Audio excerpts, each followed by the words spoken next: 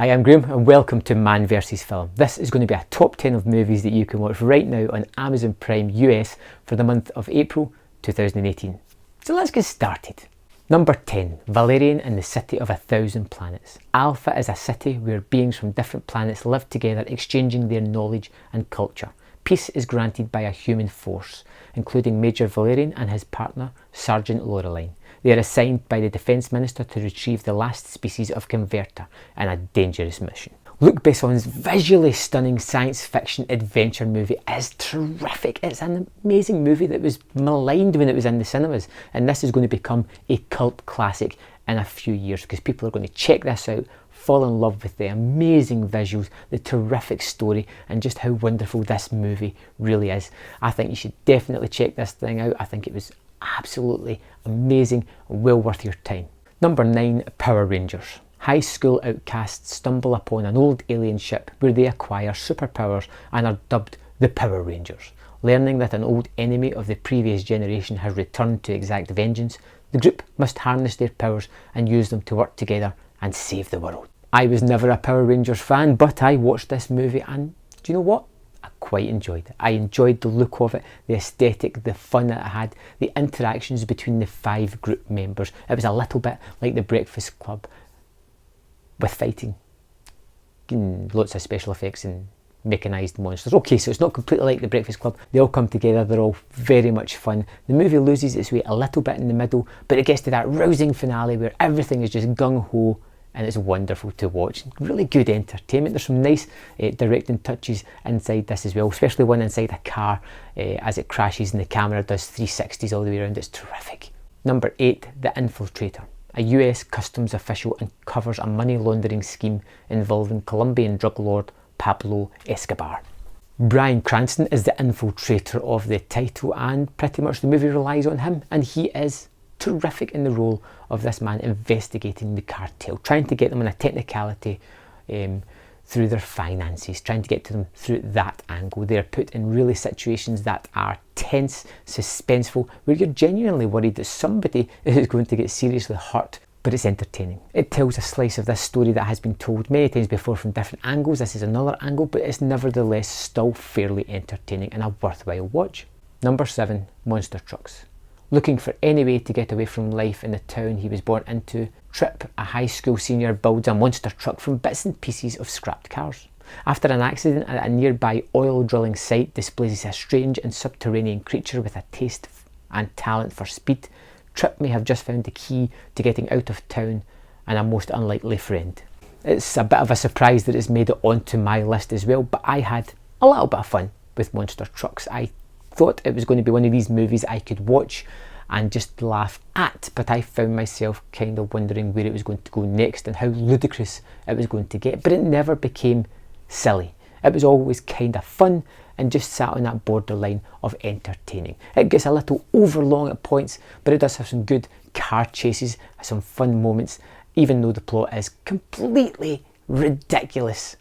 Stick it on, watch 10 minutes. If it's not for you, you've not lost anything other than 10 minutes of your time. Number 6, Aftermath. 2 strangers' lives become inextricably bound together after the devastating plane crash. Inspired by actual events, Aftermath tells the story of guilt and revenge after an air traffic controller's error causes the death of a construction foreman's wife and daughter. The construction man is played by Arnold Schwarzenegger and the air traffic controller is Scoot McNairy. Scoot McNairy is one of these character actors who I really like. Whenever I see him turning up, I'm like, I kind of like that guy. I first saw him in Monsters and again, he just continues great work yet again. Arnold Schwarzenegger takes on a far more serious role here as a grieving father trying to come to terms with the loss of his complete family, and he is struggling dearly with this. It's a story of both men trying to overcome guilt in some way, shape or form. We have the air traffic controller who is appalled at what has happened, who is really sorry and this has scarred his life, and then we have the person who lost his family, also scarred, but seeking vengeance as well. Number 5, The Girl with All the Gifts. A dystopian near future, humanity has become ravaged by a mysterious fungal disease. The afflicted are robbed of all free will and turned into flesh-eating hungries. Humankind's only hope is a small group of hybrid children who crave human flesh but retain the ability to think and feel. The Girl with All the Gifts is one of these really great zombie-ish movies that have recently came out. It's got some fantastic special effects, but more than that, it's got a terrific cast with Gemma Arterton, Glenn Close, Paddy Constantine. It tells the story of this young girl who may just be humanity's saviour, but could also be humanity's destruction as well. It's got some terrifically tense moments. It's got some great zombie sequences, if that's the kind of thing you're after. It's bloody, it's fun, it can be violent, it's poignant, has it all pretty much. It's a movie that I can't recommend highly enough if you haven't seen it. Number 4, The Handmaiden.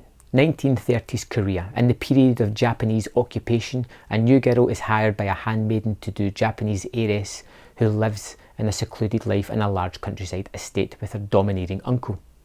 But the maid has a secret.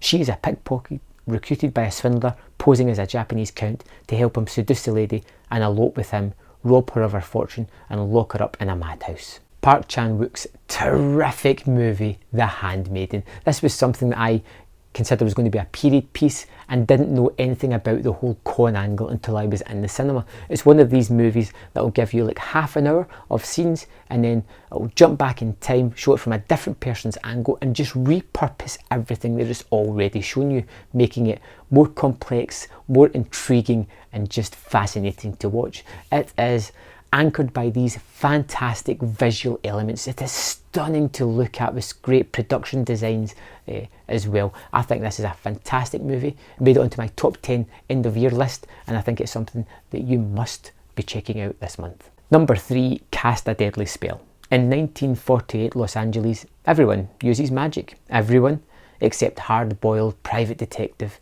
H. Philip Lovecraft, who refuses for personal reasons.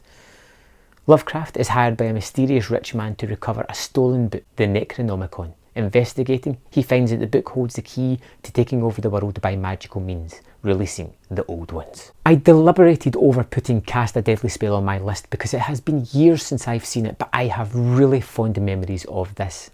Fred Ward stars as the Private Eye. Julianne Moore is in this movie in an early role as well, and I just love the idea and the world that it was all about. A world where everybody just used magic, except this hard-boiled detective played by Fred West, who epitomises anything I can think of when I think of film noir hard-boiled detectives. He has it all, and because it adds that element of fantasy to it, it just puts it a little element above. This was a direct-to-TV movie, I believe. It's been a long while. I know there was a sequel, although I can't remember the name of it just now. And I'd love to know your thoughts if you check this out. Does it hold up? Is it still as wonderful as I think? Or is it one of those movies that lives a little bit stronger in the memory than it possibly should have? Let me know in the comments about this one. Please, I'd love to know. Number 2, The Neon Demon. The 16-year-old aspiring model Jessie arrives in Los Angeles expecting to be a successful model. Jessie befriends the lesbian makeup artist Ruby and then envious models Gigi and Sarah in a party. Meanwhile, the agency considers Jessie beautiful with the thing that makes her different. But Ruby, Gigi and Sarah are capable to do anything to get her thing. Nicholas Winding Refn's stunning movie, The Neon Demon, is a visual treat. From its opening scene, it draws you in with these captivating but kind of cold images that it just sears into your brain. Visually, this is one of the best movies I've seen in the past few years. I was captivated. The plot is fascinating as well, as this young innocent girl moves to Los Angeles and the city just chews her up and spits her out. It is a fantastic movie that I want to tell you more about, but I urge you to check this one out and see for yourself why it's as fantastic as it is. And number 1, The Big Sick. Pakistani-born comedian Kumail Nanjiani and grad student Emily Gardner fall in love but struggle as their cultures clash. When Emily contracts a mysterious illness, Kumail finds himself forced to face her feisty parents, his family's expectations and his true feelings. I feel like a fool. I feel like a fool because I judged this movie on a single trailer. I thought, I know what that is, it's not for me. But I checked it out as it appeared on Amazon Prime and I found a wonderfully honest movie. Something that drew me into the relationship of these characters of Kumail and Emily. I wanted to see them succeed. I wanted to stop them bickering and fighting and falling out.